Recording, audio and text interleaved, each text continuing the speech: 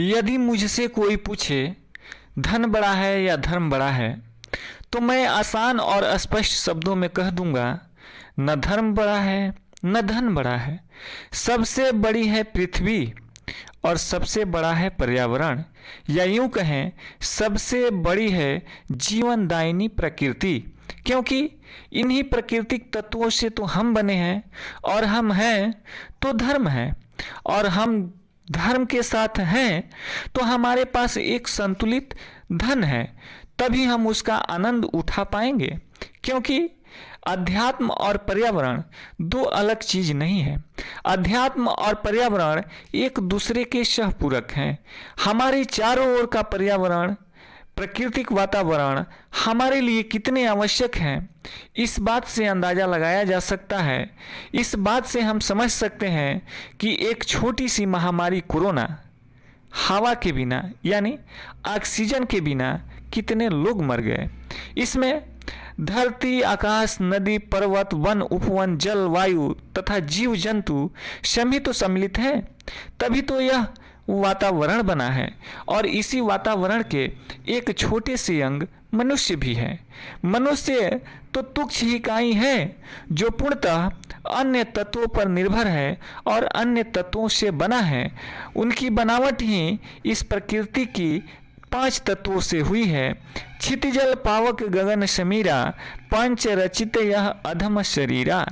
यह इसी प्रकृति की 5 तत्वों से बनी है, और इसी प्रकृति की तत्वों के साथ जीना है, और इसी प्रकृति के तत्वों में विलीन हो जाना है। फिर भी इंसान की अपनी लोभ, अपनी अयासी, अपनी ऐशो आराम इस हद तक चली गई है कि जो जीवनदायी है उसे ही मौत के घाट उतार दिया जाता है।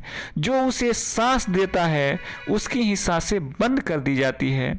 यदि हम कहें कि इंसान 1 मिनट भी बिना सांस के नहीं जी सकता है, तो यह गलत नहीं है। बिना वायु का जीवन संभव नहीं है, और जिससे हमें वायु प्राप्त होता है हम उसे ही बर्बाद कर देते हैं।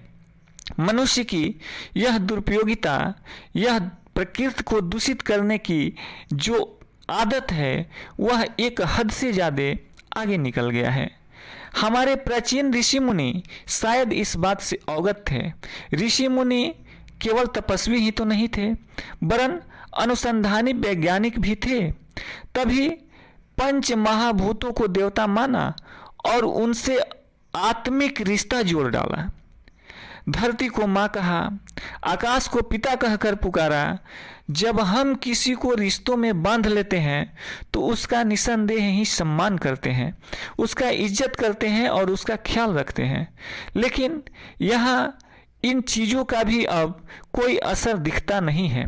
जिन्हें आप पूजते हैं, ज़रूरत पड़ने पर उन्हें आप काट डाल रहे हैं।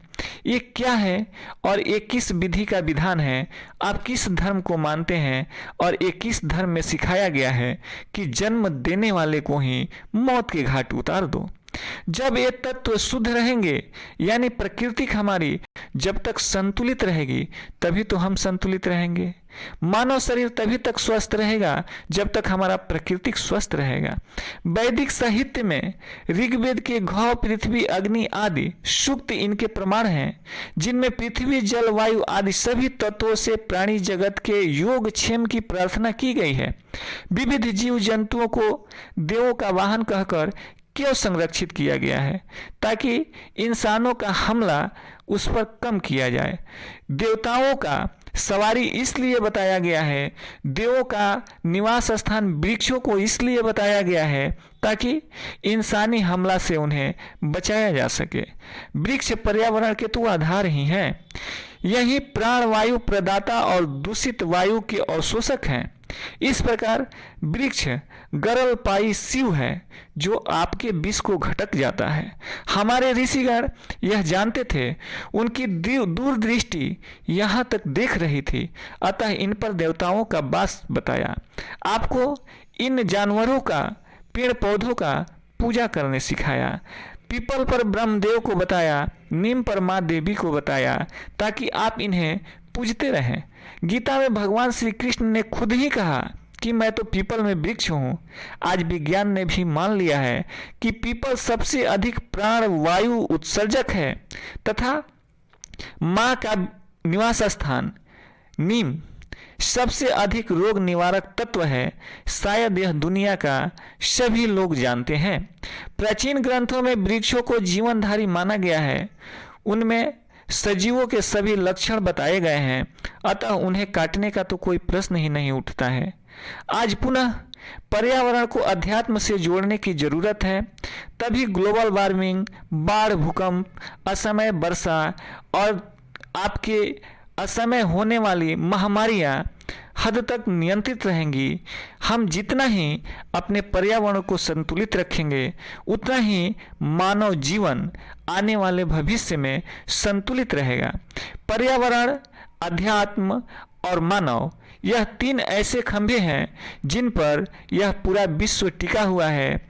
इंसान के लिए ही यह पूरी दुनिया है और पूरी दुनिया शायद इंसान से ही तबाह है।